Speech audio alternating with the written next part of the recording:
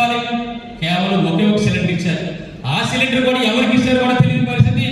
ఈ రోజు ఏదైతే మాట ఇచ్చారో ఆ మాట ప్రకారం 5 సిలిండర్లు ఎగ్గొట్టిన ఘనత ఇక్కడ అయ్యన్న పాత్ర గారు అని చెప్పి ఈ సందర్భంగా మరి మీ అందరూ కూడా తెలియపరచడం జరుగుతుంది. అలాగే మహిళలకు వచ్చిన బస్ అన్నారు. చాలా మంది అనుకుందాం మహిళలందరూ కూడా ఏ బస్ ఎక్కడికైనా వెళ్ళొచ్చు, ఎక్కడికైనా వెళ్ళొచ్చు, ఏ రాష్ట్రంలో ఎక్కడ కూడా వెళ్ళొచ్చు అని చెప్పి అనుకున్నాం. కానీ ఈరోజు చూస్తే గెలిచిందంతా మాట మార్చారు. ఈరోజు ఆర్టీసీలో 16 కేటగిరీ బస్సులు ఉంటే కేవలం 5 కేటగిరీ బస్సులు ఎక్కాలి. అంటే ఈ విధంగా ఆంక్షలు పెట్టి ఇది ఎన్నికల ముందు చెప్పలేదు. ఎన్నికలు అయిన తర్వాత 16 బస్సులు ఎక్కడానికి లేదు, కేవలం 5 బస్సులు ఎక్కడని చెప్పి ఆంక్షలు పెట్టి ఈరోజు మరి ఏదైతే మహిళలందరూ కూడా మోసగించిన చరిత్ర ఈరోజు తెలుగుదేశం ప్రభుత్వం ఉంది. అలాగే తల్లికి వందనం అంటున్నారు. ఈరోజు చూస్తే మొదటి సంవత్సరం ఎక్కొట్టారు. మొదటి సంవత్సరం ఒక్కొక్కరికి 15,000 అన్నారు. మన నర్సీపట్నం జిల్లా సుమారుగా 34,000 మంది విద్యార్థులు ఉన్నారు. ఒక్కొక్కరికి 15,000 చొప్పున చూస్తే గత సంవత్సరం 51 కోట్ల రూపాయలు ఎగ్గొట్టారు.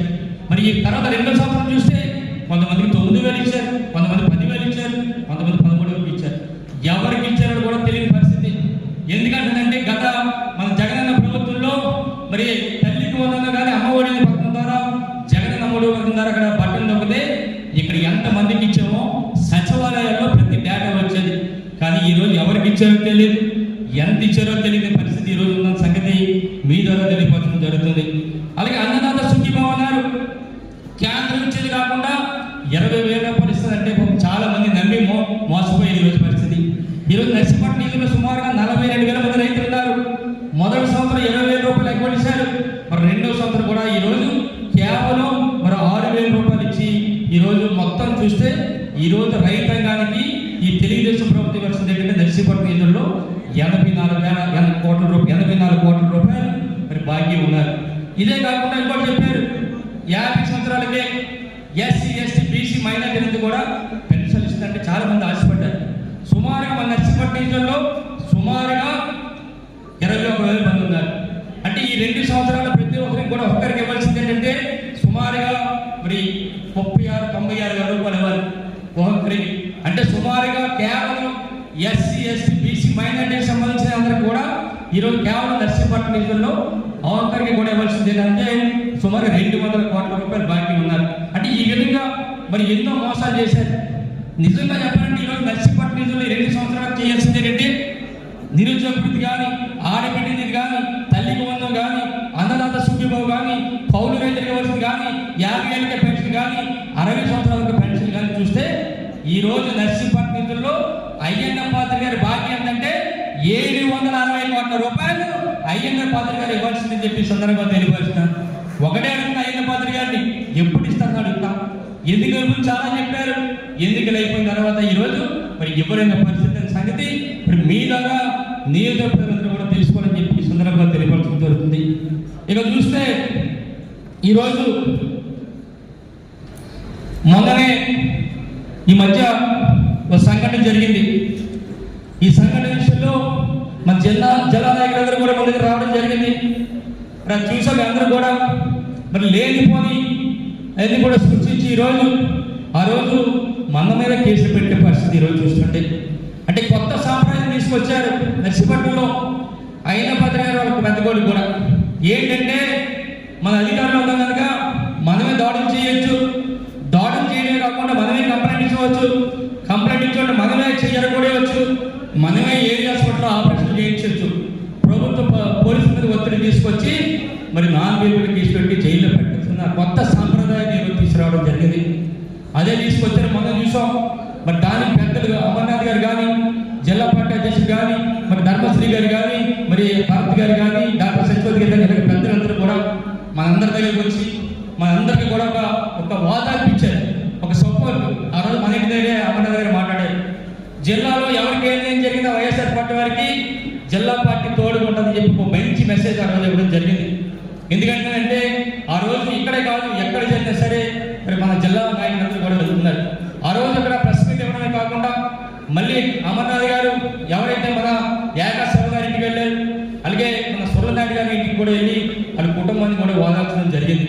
అలాగే మన పెద్దలు మరి బొట్టెడి ప్రసాద్ గారు కూడా మరి ఎవరినైతే జైల్లో పెట్టారో ఏకాశవ గారిని అలాగే నాయుడు గారిని కూడా ఇద్దరికి కూడా జైలుకి వెళ్ళి మరి పరామర్శించగలిగారు. అంటే ఈ విధంగా మాకు జరిగిన సంఘటనలో మంచి ధైర్యాన్ని, మంచి తోడుని మరి ఇచ్చి వైఎస్ఆర్ పార్టీకి తోడు ఉందని చెప్పి మరి మాకు మంచి ధైర్యాన్ని ఇచ్చినందుకు మరి పెద్దలందరూ కూడా నా చేతులకి నమస్కారం తెలుపుకుంటూ మరి ముఖ్యంగా అలాగే ఆ రోజు నేను కూడా 20 రోజుల పాటు బయటకు వెళ్ళాం. నేను మా బాబు కూడా వ్యక్తిగత స్థాయి ఎదురు కూడా 20 రోజుల పాటు బయట ఉన్నాం. మరి 20 రోజులు కూడా మన పార్టీ నాయకులందరూ కూడా నేను లేనప్పుడు కూడా మరి మా ఇంటి దగ్గర నా భార్యకి, నా పిల్లలకి కూడా సపోర్ట్గా ప్రతి ఒక్కరు ఇంటికి రావడం, ప్రతి ఒక్కరు ఇంటి దగ్గర కూర్చోవడం, 20 రోజులు కూడా మేము వచ్చే వరకు కూడా రోజు రాకపోకలు చేయడం కాకుండా ముఖ్యంగా మహిళలందరూ కూడా నా భార్యకి, నా సత్య మందిని కూర్చొని ఒక మంచి దయాన్ని ఇచ్చినందుకు, అలాగే జిల్లాలో మన నియోజకవర్గ పార్టీ నాయకులకు కూడా నాకు సపోర్ట్ ఇచ్చినందుకు అందరికి కూడా చేతులెత్తి నమస్కారం తెలుపుకుంటున్నాను. ఇక్కడ చూస్తే ఇది చేయని తప్పు, ఇది ఎక్కడ కూడా మేము పొరపాటు చేయలేదు. ఆ రోజు ఎవరిని కూడా కొట్టలేదు. కానీ ఈరోజు అధికారం ఉందని చెప్పి ఈరోజు మరి మన శివని నాయకుని కూడా జైలు పెట్టారు.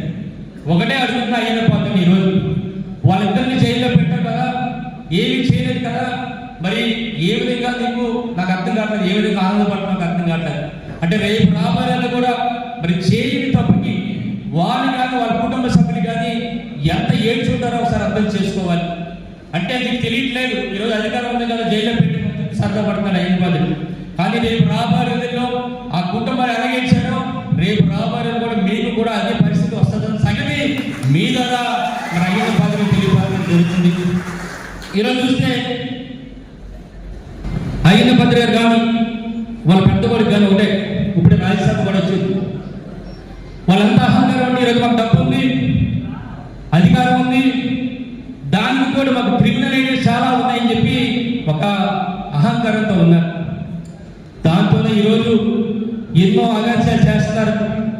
ఒకటే చెప్తున్నా, అయ్యన్న పాత్ర గారు పెద్ద కొడుకు కానీ ఈ 3 సంవత్సరాల తర్వాత జగనన్న ప్రభుత్వం వస్తుంది.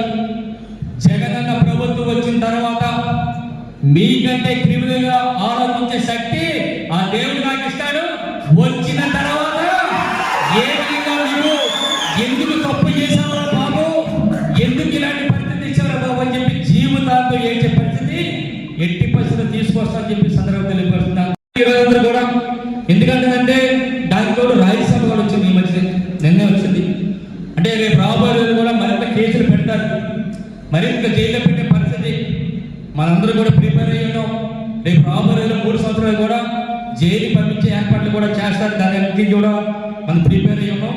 అయితే ఒక్కటి కూడా చెప్తాం, మీ అందరూ కూడా ఎట్టి పరిస్థితుల్లో కూడా మనందరూ కూడా 2 సంవత్సరాలు ఎన్ని ఇబ్బందులు పడ్డాం, రేపు రాబోయే 3 సంవత్సరాలు కూడా మనందరూ కూడా పని చేయాల్సిన అవసరం ఉందని చెప్పి సందర్భంగా తెలియపరుస్తున్నాను.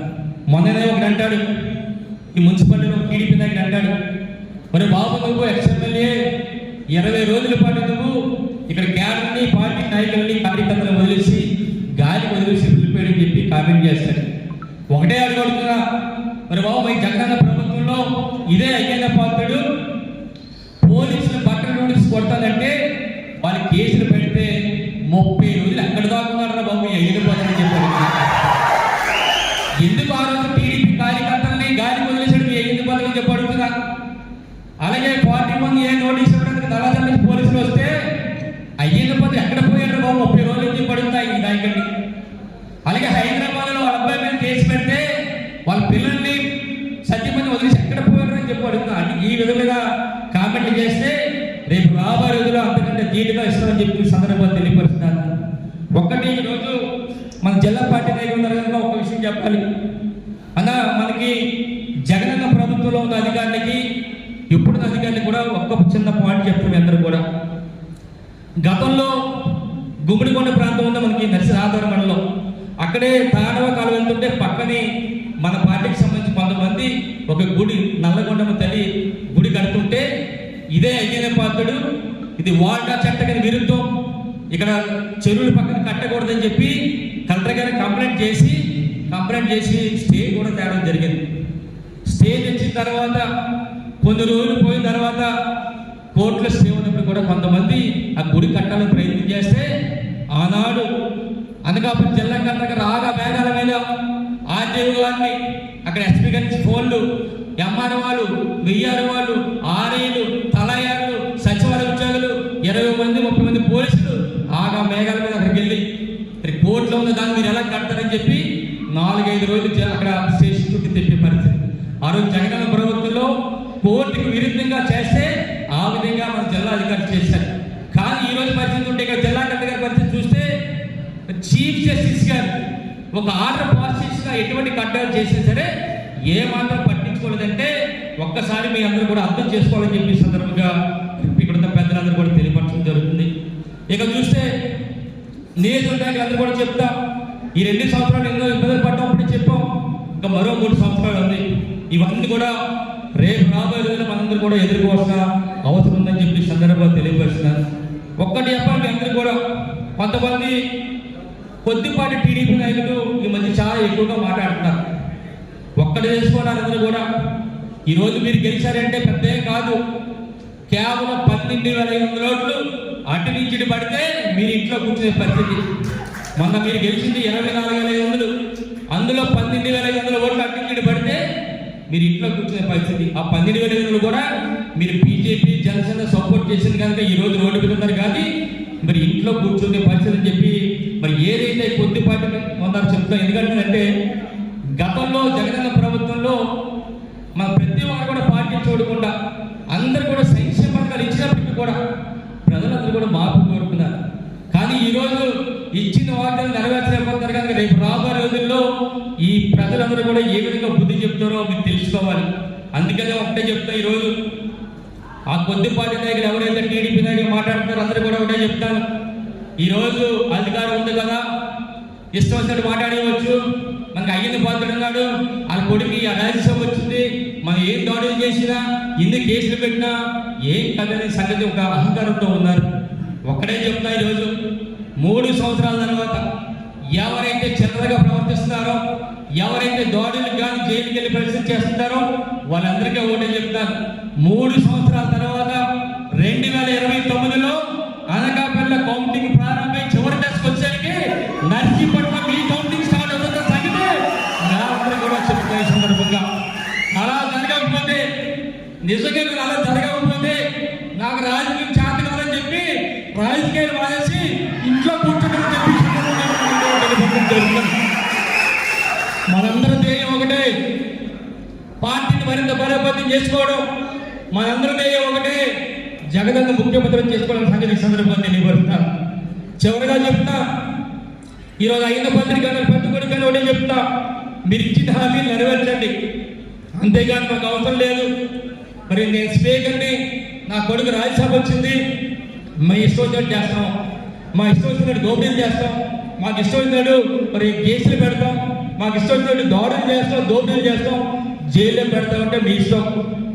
కానీ 3 సంవత్సరాల తర్వాత జగనన్న ప్రభుత్వం వచ్చిన మరుక్షణం మీ దోపిడీలు తీస్తాం బయటికి, ఏదైతే దాడులు చేస్తారో తీస్తాం, ఏదైతే అరాచకాలు చేస్తారో తీస్తాం, ప్రతిదీ కూడా మీకు వడ్డీతో సహా తిరిగి ఇస్తామని తగ్గితే మీద 5 పదవి తెలియపడుతుందని చెప్పి సందర్భం